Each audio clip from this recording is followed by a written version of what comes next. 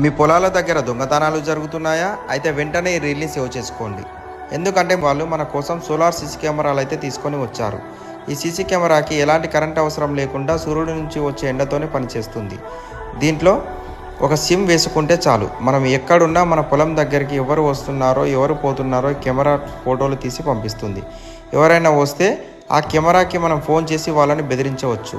దీనికి ఉన్న 2 కెమెరాలలో ఒకటి నిలకడగా ఉండి మరొకటి మాత్రం ఎవరైనా వస్తే వాళ్ళు ఎటు వెళ్తే అటు వాళ్ళ చుట్టూ తిరుగుతుంది.